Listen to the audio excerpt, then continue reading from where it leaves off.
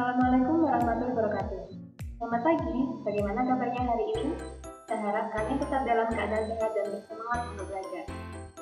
Nah, pada pertemuan kali ini kita akan mempelajari materi tentang mewaspadai ancaman terhadap negara Kesatuan Republik Indonesia. Seperti yang kalian ketahui, letak Indonesia itu sangat strategis di dunia. Selain letaknya yang strategis, Indonesia juga memiliki keragaman yang luar biasa. Ada keberagaman suku, keberagaman agama, ras, dan juga keberagaman antar golongan. Nah,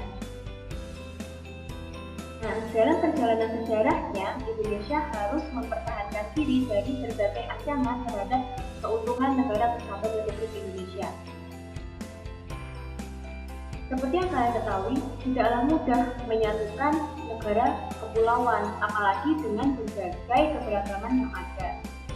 Nah, berbagai potensi ancaman itu dapat memecah integrasi nasional. Ancaman-ancaman ini itu dapat terjadi di berbagai bidang. Ada di bidang ideologi, ekonomi, politik, sosial, budaya, maupun pertahanan dan keamanan. Nah, dengan demikian, resiko-resiko yang ditimbulkan dari berbagai ancaman itu dapat berimplikasi terhadap stabilitas nasional. Nah, kalau stabilitas nasional sudah terganggu, pasti juga akan menghambat pembangunan nasional. Lama-kelamaan, itu akan berkembang menjadi permasalahan-permasalahan yang kompleks yang akan mengancam kredibilitas pemerintah dan juga eksistensi bangsa tersebut, terutama negara Kesatuan Republik Indonesia. Yang pertama akan kita bahas adalah ancaman di bidang ideologi. Berkaitan dengan ideologi, pasti berkaitan pula dengan dasar negara Indonesia, yaitu Pancasila. Pancasila sebagai ideologi negara itu pada masa-masa awal kemerdekaan masih belum dipercaya oleh beberapa warga negara Indonesia. Oleh karena itu, terjadi beberapa pemberontakan. Nah, pemberontakan pertama itu ada pemberontakan PKI. Pemberontakan PKI ini pertama kali dilakukan di Madiun pada bulan September tahun 1948 yang dipimpin oleh Musso. Namun pada akhirnya pemberontakan ini dapat diselesaikan oleh satuan TNI dalam operasi militernya yang dipimpin oleh Kolonel Gatot Subroto dan juga Kolonel Sutomo. Pemberontakan PKI yang kedua itu dilakukan pada tanggal 30 September 1965 atau kita kenal dengan G30S PKI. Nah, pemberontakan PKI yang kedua ini bertujuan mengambil alih kekuasaan dan juga mengkudeta serta mengganti ideologi Pancasila menjadi ideologi komunis. Dalam peristiwa ini ada beberapa korban dari perwira tinggi Angkatan Darat, diantaranya ada Ahmad Yani, R. Suprapto, MT Haryono, S. Parman, D.I. Panjaitan, Sutoyo Siswomiharjo, dan juga Fir Andreas Temean. Namun, pada akhirnya gerakan ini dapat diatasi oleh Mayor Jenderal Soeharto yang pada saat itu menjabat sebagai Panglima Kostrat. Nah, ancaman di bidang ideologi yang kedua itu ada pemberontakan DITI. Pemberontakan ini itu bertujuan mengganti ideologi Pancasila menjadi negara Islam Indonesia yang dikenal dengan Gerakan Darul Islam atau Tentara Islam Indonesia. Gerakan ini dipimpin oleh Kartus Wiryo di Jawa Barat, Kahar Muzakar di Sulawesi Selatan, Daud Baru di Aceh, dan Ibnu Hajar di Kalimantan Selatan. Gerakan DITI ini itu muncul sebagai bentuk sikap penolakan terhadap isu dari perjanjian Renville. Berdasarkan perjanjian Renville itu TNI dan para laskar harus meninggalkan kantong-kantong wilayah yang telah mereka kuasai termasuk wilayah Jawa Barat. Namun karena Kartus Wiryo menolak meninggalkan Jawa Barat, akhirnya terjadilah pemberontakan DITI. Dan menyelesaikan permasalahan ini, pemerintah melalui TNI melakukan operasi militer ke daerah-daerah yang dinilai menjadi pusat dari gerakan DITI ini. Di Jawa Barat itu diterapkan operasi Tegar Gebis dan juga operasi Baratayuda. Nah, pada akhirnya gerakan DIY ini dapat ditumpas ketika Kartosuryo tertangkap pada tanggal 4 Juni 1962 di Majalaya, Jawa Barat. Untuk Kalimantan Selatan sendiri, gerakan DIY ini berhasil ditumpas dengan tertangkapnya Ibnu Hajar pada bulan Juni 1963. Sedangkan di Sulawesi Selatan, gerakan DIY ini dapat diselesaikan pada tanggal 3 Februari 1965 dengan terbunuhnya Kahar Muzakar. Dan di wilayah Aceh itu gerakan DIY ini ditumpas atau diselesaikan secara bertahap. Nah, yang kedua, kita akan membahas ancaman di bidang politik. Ancaman di bidang politik itu dapat dilihat dari berbagai gerakan separatis. Gerakan separatis atau separatisme adalah gerakan yang dilakukan oleh sekelompok bangsa Indonesia yang berusaha memisahkan diri dari negara Kesatuan Republik Indonesia. Ada beberapa aksi yang pernah terjadi di Indonesia. Yang pertama itu ada Republik Maluku Selatan atau biasa kita kenal dengan RMS. Gerakan RMS ini itu merupakan gerakan separatis yang menolak integrasi dan ingin membentuk negara sendiri, memisahkan dari negara Indonesia Timur maupun negara Kesatuan Republik Indonesia. Gerakan ini dipimpin oleh Dr. Suheil yang berbasis di Ambon. Nah, gerakan RMS ini itu menganggap bahwa kemerdekaan Republik Indonesia itu merupakan hadiah dari pemerintah Jepang. Padahal seperti yang kita ketahui, kemerdekaan Republik Indonesia itu merupakan perjuangan bangsa Indonesia sendiri. Pada akhirnya, pada tanggal 3 November 1950 dilakukan operasi penumpasan oleh APRIS TNI yang akhirnya Ambon itu berhasil dikepung dengan bantuan angkatan udara dan juga serangan dari laut. Pada hari itu juga, pasukan APRIS TNI berhasil merebut benteng Diwu Victoria dan Ambon pun akhirnya berhasil dikuasai oleh APRIS TNI. Nah, gerakan yang kedua itu dikenal dengan gerakan Andi Agis.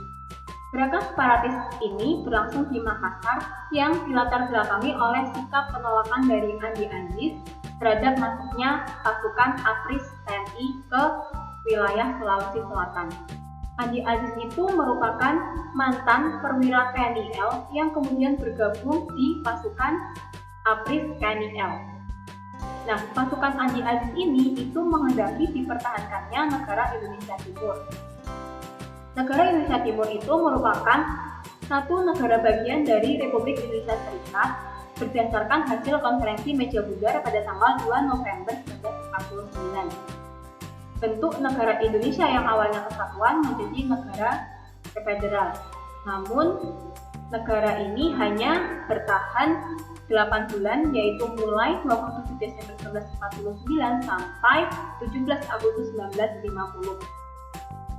Nah, gerakan Andi Agis ini diawali dengan kegiatan pasukan APRIS dengan kekuatan TNI AL yang sering melakukan provokasi dan konflik dengan pasukan APRIS TNI.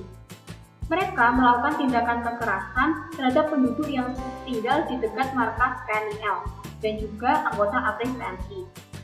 Pertempuran di antara keduanya akhirnya meletus pada tanggal 5 Agustus 1950. Tentara APRIS TNI AL berhasil dikalahkan oleh tentara APRIS TNI. Ancaman di bidang politik yang ketiga itu ada gerakan PRI atau Permesta. Gerakan separatis PRI atau Permesta ini itu terjadi disebabkan karena hubungan tidak harmonis antara pemerintah pusat dan juga pemerintah daerah, utamanya daerah Sumatera dan juga daerah Sulawesi. Nah, kedua wilayah ini itu tidak merasa puas dengan otonomi daerah dan juga perimbangan keuangan antara pusat dan daerah. Ketidakpuasan itu juga didukung oleh sejumlah perwira militer setempat. Ini semakin menguat, akhirnya pemerintah melakukan tindakan tegas dengan operasi militer. Nah, operasi militer dalam menghadapi pemberontakan PRRI itu dipimpin oleh Letnan Kolonel Ahmad Yani. Sedangkan operasi militer untuk menghadapi pemberontakan Permesta itu dipimpin oleh Letnan Kolonel Sukminto Hendraningrat. Akhirnya PRI dan Permesta berhasil dilumpuhkan baik di wilayah Sulawesi maupun di wilayah Sumatera. Ancaman selanjutnya itu ancaman di bidang ekonomi. Ancaman di bidang ekonomi itu dibagi menjadi ancaman internal dan juga ancaman eksternal. Untuk ancaman internal sendiri itu ada inflasi, pengangguran, infrastruktur, dan juga kebijakan ekonomi. Untuk ancaman eksternal sendiri itu ada ketergantungan terhadap asing, daya saing, dan juga kinerja ekonomi yang belum baik. Untuk selanjutnya, ancaman di bidang sosial. Ancaman di bidang sosial ini itu dilatar belakangi oleh beberapa hal, diantaranya kemiskinan, kebodohan, keterbelakangan, dan ketidakadilan. Jika hal-hal ini belum bisa teratasi dengan baik, itu ditakutkan akan menjadi ancaman-ancaman di bidang sosial. Nah, selanjutnya itu ancaman di bidang budaya. Ancaman di bidang budaya ini dilatar belakangi oleh globalisasi, masuknya nilai-nilai budaya dari luar negeri, dan juga kemajuan teknologi informasi. Pengaruh negatif dari globalisasi sendiri terhadap budaya diantaranya dapat berdampak pada gaya hidup konsumtif, kemudian munculnya sifat hedonisme, lalu menguatnya sikap individualisme, dan juga hadirnya gejala westernisasi, yaitu gaya hidup yang berorientasi pada budaya barat tanpa memilah baik buruknya suatu budaya tersebut. Ancaman selanjutnya adalah ancaman di bidang pertahanan dan keamanan. Di antaranya ada agresi, pelanggaran wilayah, pemberontakan bersenjata, sabotase dan spionase, aksi teror bersenjata, ancaman keamanan laut dan udara, serta konflik komunal. Materinya sudah selesai dan kalian juga sudah mengetahui ancaman-ancaman yang pernah terjadi di Indonesia dan juga yang dikhawatirkan terjadi di Indonesia. Selanjutnya, silakan mengerjakan tugas individu yang ada. Tugas individu ini menjawab pertanyaan, yaitu pertanyaan yang pertama, jelaskan posisi silang negara Indonesia, baik dari aspek kewilayahan maupun aspek kehidupan sosial. Pertanyaan kedua, menjawab mengapa posisi silang negara Indonesia bukan hanya merupakan potensi yang harus disyukuri, tetapi juga merupakan tantangan sekaligus ancaman bagi integrasi nasional. Dikerjakan di buku tulis PPKN, kemudian dikumpulkan via WhatsApp. Terima kasih untuk pembelajaran hari ini, semoga bermanfaat. Sampai jumpa di pertemuan selanjutnya. Wassalamualaikum warahmatullahi wabarakatuh.